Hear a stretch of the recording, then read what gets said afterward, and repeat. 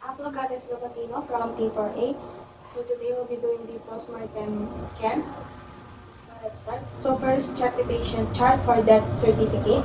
And then next is prepare all the equipment.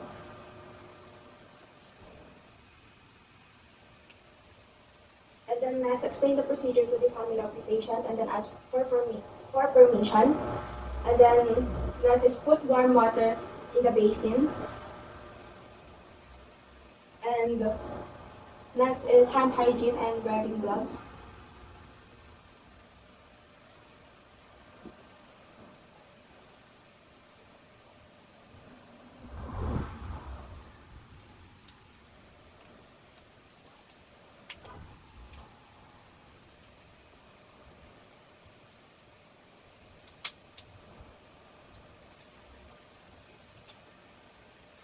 And then next is remove all the jewelries of the patient and indicate ko sa family niya.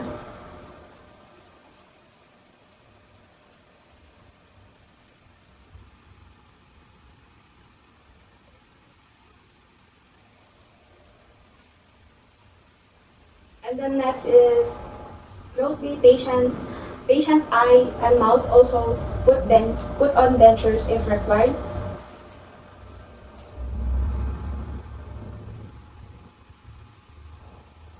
And then next is remove all medical supplies.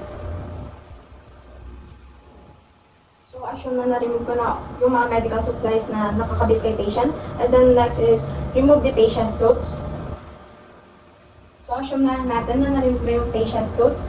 And then next is perform bed bath.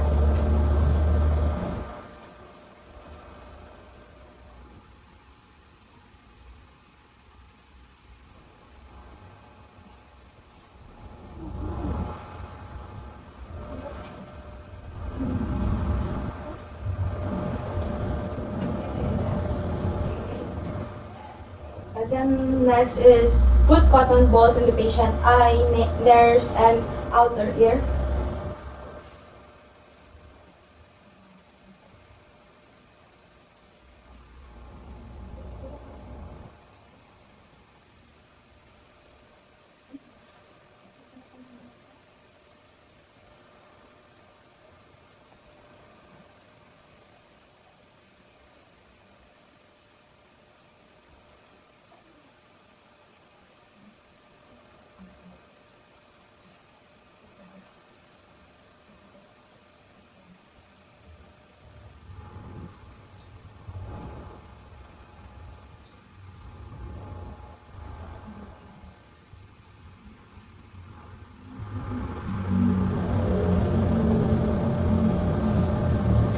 And then next is secure patient jaw.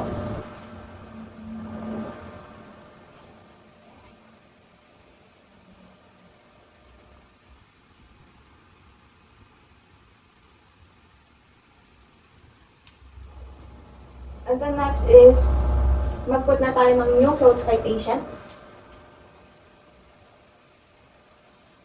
So assume na nakaput na tayo ng new clothes kay patient. And then next is mag-put naman tayo ng name tag sa hand and foot ni patient.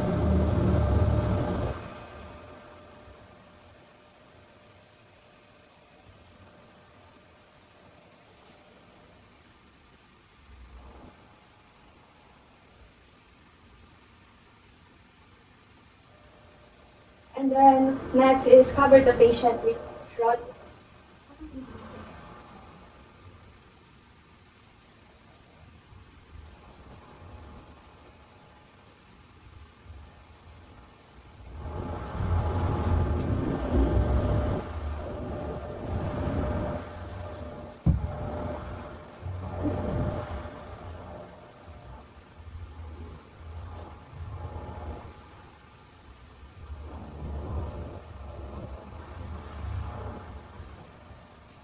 And then, next is magpuput po tayo ng name tag sa ibabaw ng shroud.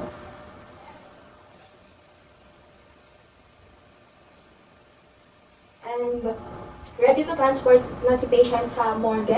And then, we'll be removing our gloves and perform hand hygiene.